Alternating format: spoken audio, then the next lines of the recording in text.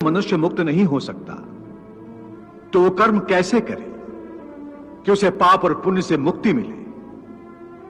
हे पार्थ, इसका तरीका यह है कि मनुष्य फल की इच्छा त्याग कर कर्म को अपना धर्म समझकर करे। फल उसे अवश्य मिलेगा, परंतु इस फल का वो विधान की इच्छा समझकर स्वीकार करे। ज्ञानी पुरुष इसी योग को अपनाकर कर्म योगी बन जाते हैं। वाह प्रभु वाह! उस कर्म का तरीका बताओ जिससे कर्म करो और बंधन भी ना हो। इसका बड़ा ही सहज तरीका है। तुम कर्म फल में आसक्ति मत रखो। यह कैसे हो सकता है? फल प्राप्ति की इच्छा तो हर कोई करता है।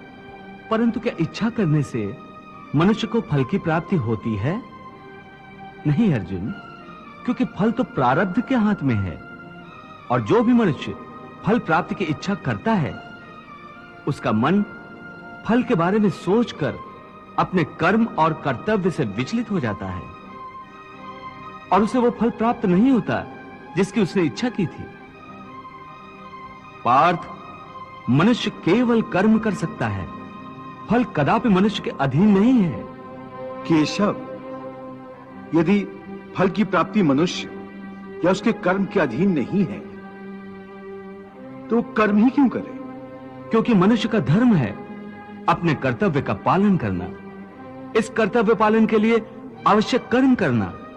परंतु हे केशव, फल प्राप्ति की कामना छोड़ने पर मनुष्य में कर्म करने की प्रवृत्ति उत्पन्न कैसे होगी? यदि फल की इच्छा न रहेगी तो मनुष्य कर्म ही क्यों करेगा?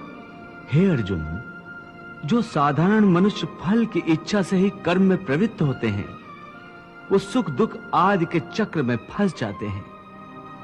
उनकी मन शांति नष्ट हो जाती है। हर पल हर समय फल प्राप्ति के विचार से उनकी निद्रा उड़ जाती है।